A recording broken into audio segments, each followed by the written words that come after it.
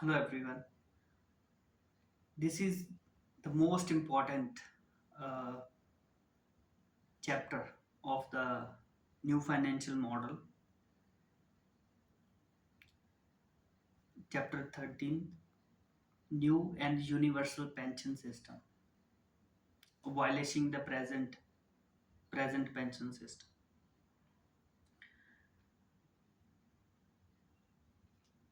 In the present financial model, nearly every country has various pension schemes for the old age and after retirement.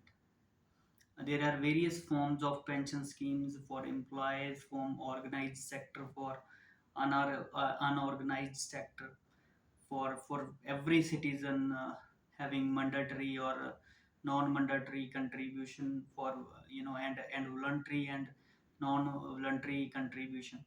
There are various schemes in every country. So these pension schemes are part of government's welfare schemes, social welfare schemes, and and in some countries the expenditure and social expenditure form a considerable part of government's total expenditure and percentage of GDP. So there are table in the chapter. You can download it and see it, read it with the video. You can download the paper from the newfinancialmodel.com website. The link is available in the description. So in the table 1, table 13.1, showing the pension spending as percentage of GDP in major OECD countries. The the Italy is at the topmost. I mean, 15% of the GDP they are spending in the pension spending.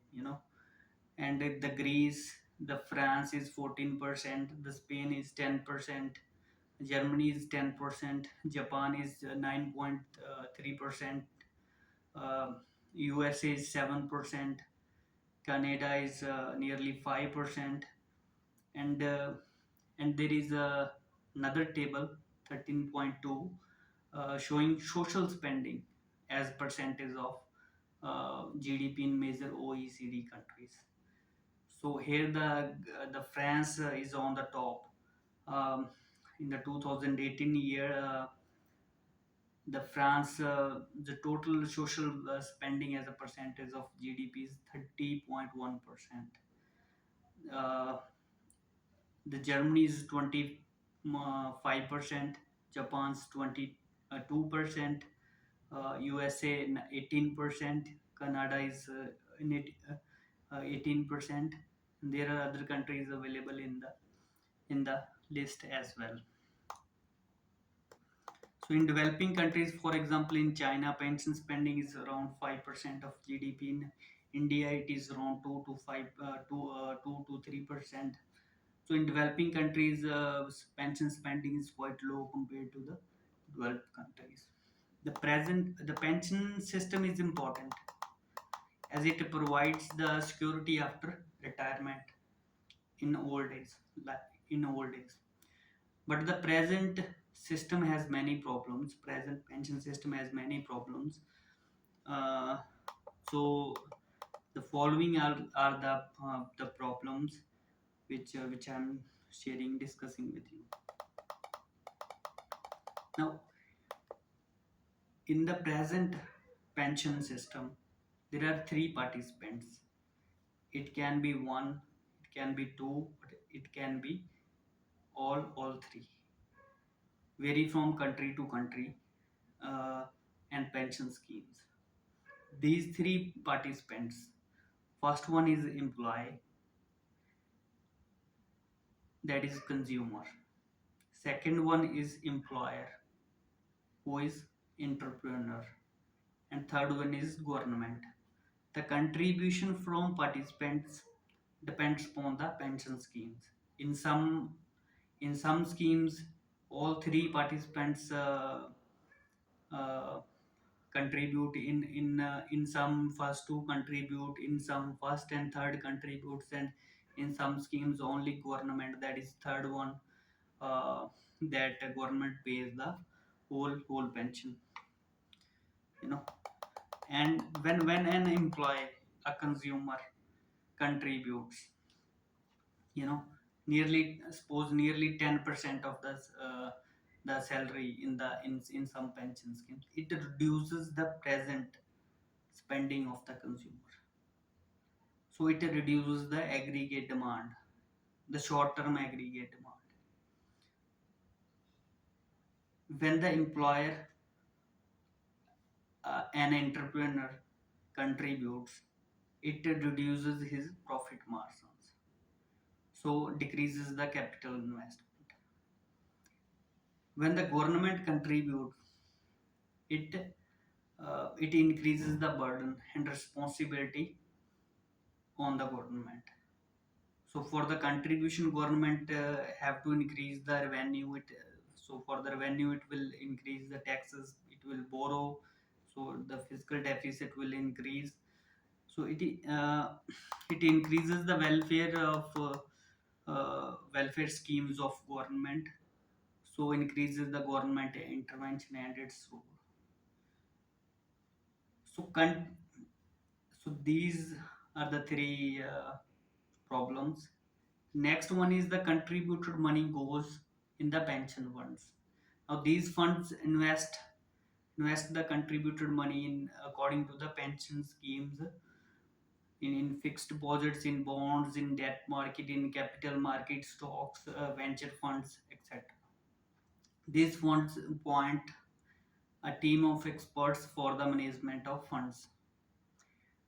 These funds, uh, uh, in some countries, these funds have huge money under their management, that they become the dominant investment player in the markets, like LIC, for example, in India.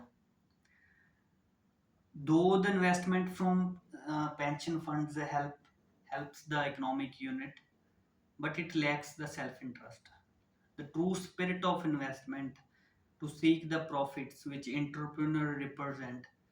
It won't be represented the by the you know by the monies, by those who are managing the funds of others.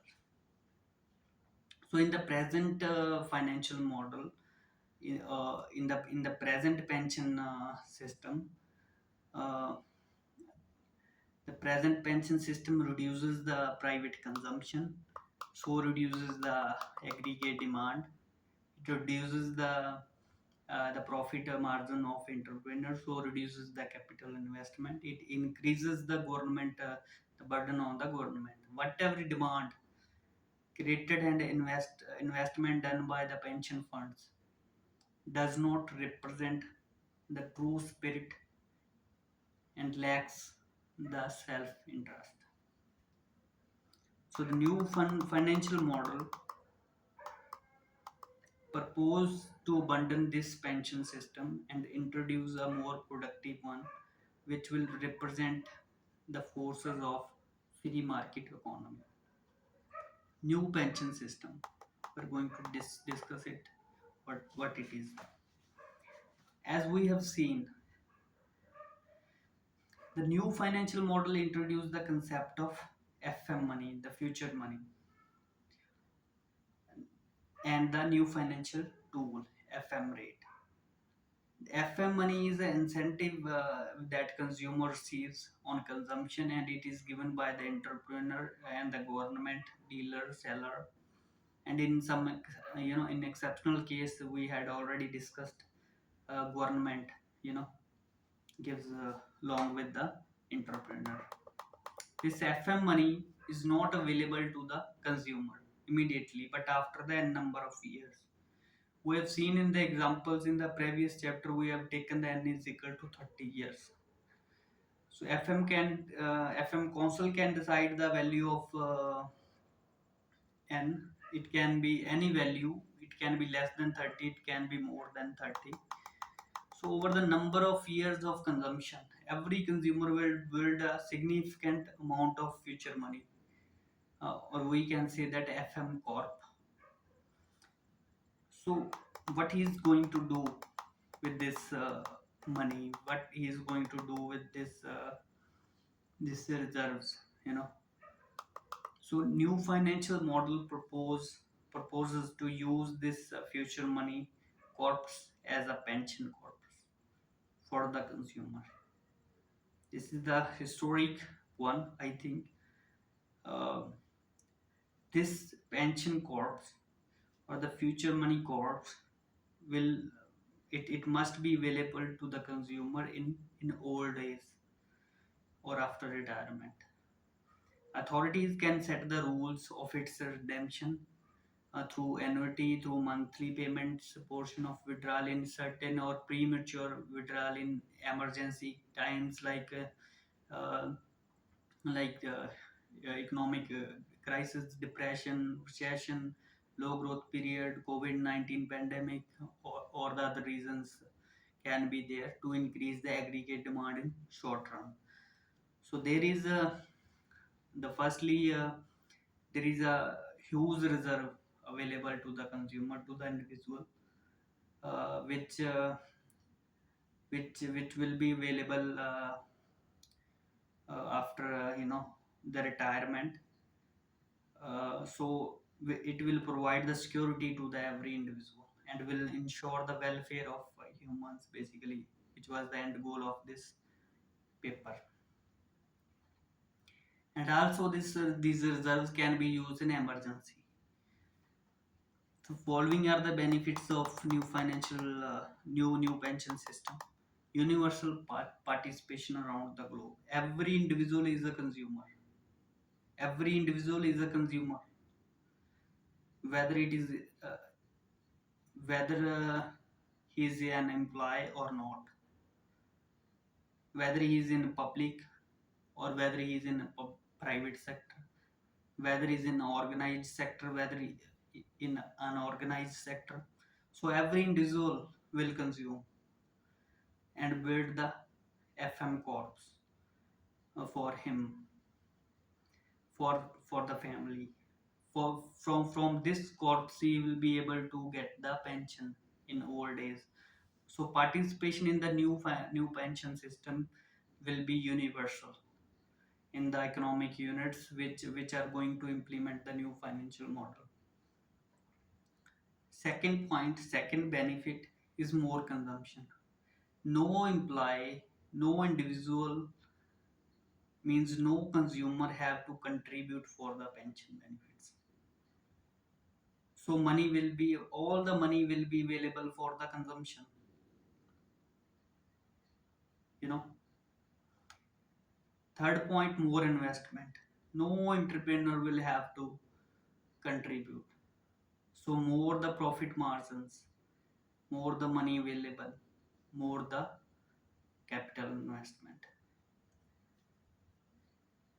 Fourth point, no burden on the government.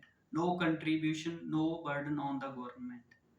No need to raise more sources through taxes, through borrowing. Don't run the fiscal deficits. Government just have to play the role of an efficient regulator in the implementing the new pension system and the new financial model. The welfare of people. Sixth benefit. As pension will be available to each consumer, it will create a welfare state. Free markets. No government intervention. More consumption and investment through free market forces. And next is etc. There can be other number of benefits from the new pension system. So this is how the new financial model will establish a new pension system,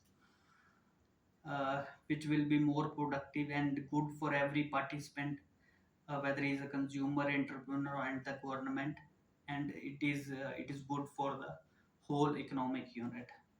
So using the FM corps as pension corps is a proposal. However, authorities can consider a number of years according to the economic situation.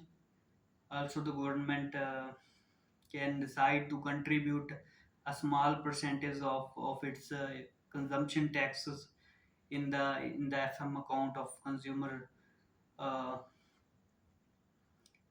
to build the corpus for the pension rather than paying it later. Uh, so I think this is a historic uh, thing which will new financial model will introduce, because it will increase the aggregate demand. It will increase the, by increasing the consumption and investment, it will decrease the burden on the government. The participant will be universal, the most important thing. So I think that every government should consider it, and every government should implement this model. uh, so I'm summing up this video. In the next one, uh, we will, summarize the new financial model. Thank you.